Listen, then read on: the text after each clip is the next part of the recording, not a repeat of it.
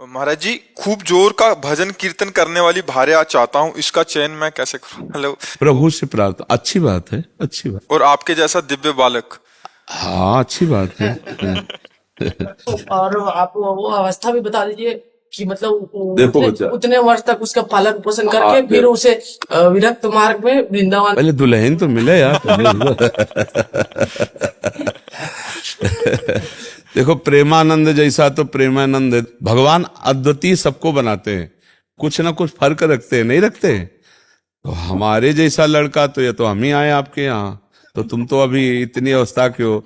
अब या तो हम मरे और फिर तुम्हारे अंश से पैदा हो, तब ये बात है। तो ये तो अब होगा नहीं, क्योंकि हमको तो जाना है श्री जी के पास, अब जन्म होना नहीं। तो अब हमारे जैसा मतलब एक भक्त समझो, भक्त पुत्र पैदा हो, लेकिन हमारे जैसा पर भक्त महाराज पुत्र जी, उससे पहले पत्नी तो आ जाए।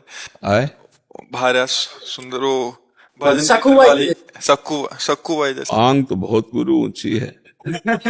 सखू बाई जैसी पत्नी हो, प्रेमानंद जैसा लड़का हो, तो फिर बाप कैसा होना चाहिए? बात ये तो देख, तुम्हारी मांग तो है जैसे, नहीं मतलब हीरे का हार हो, स्वर्ण की करधनी हो, तो रकम कितनी तुम्हारे पास? बात समझ में आ रही कि नहीं? तुम्हारा साधन बल क्या है? अगर भगवान श्री कृष्ण को पुत्र रूप में नंद यशोदा ने प्राप्त किया तो उनका भजन देख लो। अगर मनोयोग के अनुसार पत्नी प्राप्त की करदम जी ने, तो 10,000 वर्ष तक तपस्या की और भगवान प्रसन्न हुए, तब उनसे मांगा तो देहूती रूप पत्नी, और भगवान कपिल देव जी पुत्र रूप में प्रकट हुए। तो बढ़िया मांग है तुम्हारी। अब जैसे कह दे कि हमको अमुक चीज चाहिए, तो हमें लगता है उसके लिए हमारे पास रकम होनी चाहिए, ऐसे हमारे पास तपस्या होनी चाहिए। हमारे पिता ने कभी पादुका जीवन में नहीं पहनी और किसान थे। गुरु की पादुका झोली पे, गीता जी, रामायण, गंगाजल, ये साथ 10 बजे 11 बजे तक बैल की तरह मेहनत करते, हल जोतते नंगे पैर, और फिर स्नान करके गुरु की पादुका का चरणामृत पीते, गीता और रामायण का पाठ करते, और खड़े होकर आसपास देखते कोई संत महात्मा दिखाई दे जाए, तब फिर जो भोजन आया रूखा सूखा उसे पाते, और हर समय नाम जप करते हुए। और कभी बनियाइन कुर्ता नहीं पहना, एक नीचे अचला एक ऊपर अचला, मार्किन का। भीषण सर्दी में कभी स्वेटर कभी बनियाइन कर, ऐसे महान तपस्वी ब्रह्म ऋषि। 1 रुपया कभी बेईमानी का नहीं आ सकता, एक भी कोई अधर्माचरण घर गृहस्थी में नहीं कर सकता, मोहल्ले में प्याज लहसुन नहीं आ सकता। मतलब ऐसे पांडित्य, ऐसे भागवतिक भाव। और शाम के जब पूरा परिवार बैठता, तब भागवत की चर्चा होती, सब भागवत सुनते, अपनी अपनी सैया में जाओ, 4 बजे फिर उठ के फिर शुरू भगवत कीर्तन, भगवान नाम, शंख ध्वनि, आरती, पूजा। और माता जी हर समय, एक 2 खंडा का मकान था, 2 खंड का, ऊपर वाले खंड में राधा कृष्ण की मूर्ति सामने रखे, और जपय में बैठी रहती हर समय। तब प्रेमानंद जन्मा उनके घर में। पूर्व का ऐसा थोड़ी कर्म, बचपन से ही भागवतिक संस्कार, भगवत। तो हम ये कहते हैं भगवान आपकी अभिलाषा पूर्ण कर सकते हैं, पर उसके लिए बहुत तपस्या होनी चाहिए। हजारों महात्माओं का सेवन पिताजी ने किया, हजारों महात्माओं का। 8-8, 10-10 महात्मा रोज आते रहते, सबका चरणोदक, सबको भोजन, सबको आने जाने की कोई दक्षिणा व्यवस्था। किसान आदमी, मेहनत की कमाई। तो उसका प्रभाव पड़ा कि हम कई लोग भगवान के मार्ग में हैं, कई, और सब ईमानदारी से तपस्या भजन करने वाले। संसार का ऐसा नहीं, सब नियम संयम से अपने, केवल अपने अपने भजन मार्ग में लगने वाले। तो असंभव नहीं है, जब भगवान मिल सकते हैं तो फिर सब कुछ हो सकता है, पर उसके लिए बच्चा बहुत तपस्या चाहिए। तो ऐसा सखूबाई जैसी, सखूबाई के लिए भगवान बंध गए, नहीं बंध गए, बंध करके स्वयं अपने को बंधन में डालकर सखूबाई बनकर उनके पति की सेवा, सखूबाई को मुक्त कर दिया। भगवान मुक्त बंधन में बंध गए, और भक्त बंधा उसको मुक्त कर दिया। हमें लगता है तुम बच्चा थोड़ा सा ऐसी भावना करो कि भगवान कृपा करे और हमारे अनुकूल पत्नी दे दे, कोई भगवत भक्त पुत्र मिल जाए, ये बढ़िया है, ऐसा भाव करो। और हमारे अंदर सामर्थ्य नहीं तो फिर आशा मात्र से तो नहीं मिल जाएंगी, नहीं। एक आशा करो आपको बाजार में जाके, तो वहां आपको पैसा चाहिए। ऐसे ही संसार में सच्ची मानना, बिना भजन और पुण्य के बिना कुछ नहीं मिलने वाला।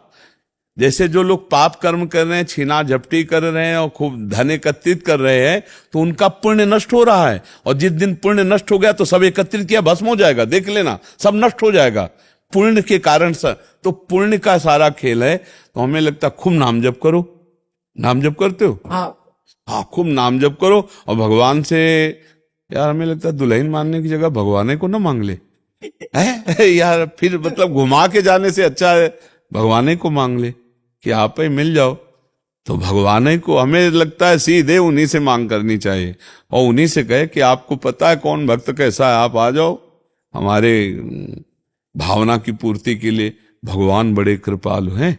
देखो देवकी वसुदेव जी के यहाँ, दशरथ कौशल्या जी के यहाँ भगवान ही तो पुत्र रूप में, उन्होंने कहा आप जैसा पुत्र मिले, तो उन्होंने कहा हमारे जैसा तो हम ही हैं।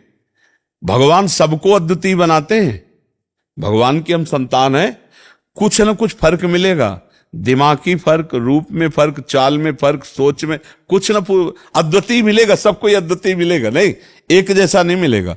कुछ एक जैसे मिलेंगे, कुछ वस्तु है, लेकिन कुछ भेद होगा, क्योंकि भगवान अद्वितीय है तो उनकी रचना भी बड़ी अद्वितीय है। कुछ न कुछ फर्क रहेगा, सब एक जैसे नहीं, उनमें स्वभाव में अंतर होगा, उनकी चेष्टा में अंतर होगा। पर बहुत जोर का भाई प्रश्न रहा। अब याद रखेंगे कि सखूबाई जैसी पत्नी मिले और प्रेमानंद जैसा पुत्र मिले, पर पिता कैसा होना चाहिए? इसमें तीनों चीजें, तुमने माता और पुत्र की बात कही, पिता कैसे होना चाहिए? राधा नाम जप करो, राधा नाम जप करो, डट के जप करो, डट के जप करो, कोई बात दुर्लभ नहीं। लेकिन मतलब अभी संसार में ये हो गया है प्रभु जी की, मतलब एक माँ जो है मतलब कि 4 बच्चों का पोषण कर सकती है, लेकिन 4 बच्चे मिलके एक माँ को पोषण नहीं कर सकते। इसलिए हम चाहते हैं कि थोड़ी भक्ता मिले, बस, और कोई डिमांड नहीं। थोड़ी भक्ता मिले ये तो चल जाता। आपने बहुत ऊंची बात कह दी ना। भावना करे तो थोड़ा सम्माननीय भावना करे। क्या भगवान में जैसा नीच अधम हो, मेरे अनुसार कोई, मेरे मनोयोग के अनुसार पत्नी मिल जाए, और भगवान कोई ऐसा राष्ट्र भक्त, भगवत भक्त पुत्र के सहयोग प्राप्त हो, तब तो बढ़िया बात। आपने बहुत हाई क्वालिटी की बात मांग करे, तो चाह बहुत ऊंची कर दी और माल पानी है नहीं आपके पास। तो ऐसा नहीं कि एक से एक तपस्विनी, एक से एक जितेंद्रीय साध्वी है। भगवान कृपा करे तो ऐसा भी संग मिल सकता है, पर बहुत सावधान होकर पहले खुद को तैयार करो ना। अच्छी आशा रखो, नाम जप करो, थोड़ा दंड बैठक मारो। करते हो कुछ व्यायाम? महाराज जी जब से सुना, मतलब अभी फिलहाल 10-15 दिन से, तो मतलब कि सुबह 4 बजे उठता हूँ, उसके बाद वज्रासन में तांबे के पात्र में रखे, हाँ जैसा बताया गया है। हाँ, थोड़ा व्यायाम करते हो? अब शुरू किया है? व्यायाम शुरू किया, 10-15 मिनट करता हूँ। पहले अच्छा, अगर बताओ दुल्हन ना मिले तो क्या करोगे फिर? तो फिर बाबा जी बनेंगे। अगर मांस मछली भी खाएगी तो नहीं करेंगे के साथ। मांस मछली भी खाएगी, लहसुन प्याज भी खाएगी। वैसे आजकल जो दुल्हन तुम मांग रहे हो, भगवान ब्रह्मा जी कोई नई रचना करे हो तो हमें नहीं लगता लई तो बहुत कठिन लई। आजकल के भगवान कृपा करे, आजकल की बच्चियां बहुत और बच्चे भी बहुत ऐसे रजोगुणी, तुम्हारे जैसे सात्विक बच्चे तो बहुत कम मिलते हैं ना। तो भगवान से प्रार्थना करो, भजन करो, और अगर ब्याह ना हो तो बढ़िया बात सोचे हो, फिर भगवान के मार्ग में स्वयं चल दे, स्वयं प्रेमानंद बन जाए, प्रेमानंद में मगन हो जाए। इच्छा भी नहीं है ब्याह करने की, माता की थोड़ी चाह है, इसलिए इच्छा नहीं है इसकी, माता पिता चाह रहे हैं कि नहीं, माता चाह रहे हैं, पिता का ध्यान। पिता का शरीर पूरा होगा। कै भाई हो? तो बड़ा कौन है? बड़े हैं, उनका ब्याह हो गया है? हाँ तो ठीक है, तुम आप इंतजार करो, सखूबाई जैसी कोई देवी मिले, और ना मिले तो फिर भजन के मार्ग में निकल पड़ना। पर अच्छा लगा यार तुमसे बात करके, तुम सात्विक पुरुष हो।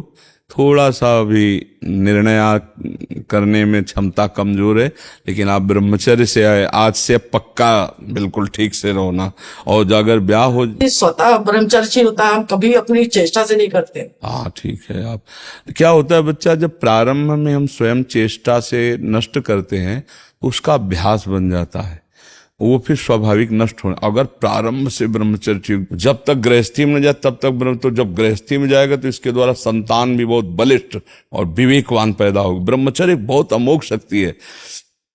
ये समझो कि अगर आप 2 वर्ष ब्रह्मचर्य रहो, नाम जप करो, और फिर संतान की भावना और संतान उत्पत्ति करने की क्रिया के पहले भगवान को प्रणाम, समस्त देवताओं को प्रणाम, और शास्त्रीय पद्धति, अमुक तिथि, अमुक समय, अमुक ऐसा, और फिर संयोग किया जाए, तो वो जो पुत्र हो, 2 वर्ष मात्र ब्रह्मचर्य।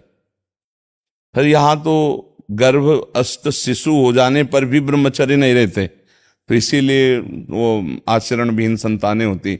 इसका बड़ा प्रयोग का जो शास्त्रीय पद्धतियां हैं, इनका बड़ा बल है। जिस समय भगवान कश्यप जी ने ब्रह्मचर्य धारण करके, और विनता और कद्रुप है, तो विनता से गरुण भगवान पैदा हुए, अरुण भगवान पैदा हुए, 2 पुत्र, जो अरुण जी सूर्य के सारथी और गरुण जी हरि के वाहन, और कद्रु से भगवान शेष जी पैदा हुए, वासुकी जी पैदा हुए। ये देखो ब्रह्मचर्य का चमत्कार। वो ऐसे नहीं, जब संतान प्रकट करते थे तो बहुत वर्ष ब्रह्मचर्य रह के तप करके तब फिर संतान प्रकट करते थे। अब जैसे गंदे आचरण, गंदा पेय पदार्थ पे, गंदी भावनाएं, तो वैसे संतानें होती। अगर वास्तविक अपने जीवन में अपने संतान की उन्नति चाहे तो कुछ समय तक ब्रह्मचर्य रह करके तब ऐसा, और जब गर्भ में बालक आ जाए, ये पता चल जाए गर्भ, तो कभी संयोग ना करे।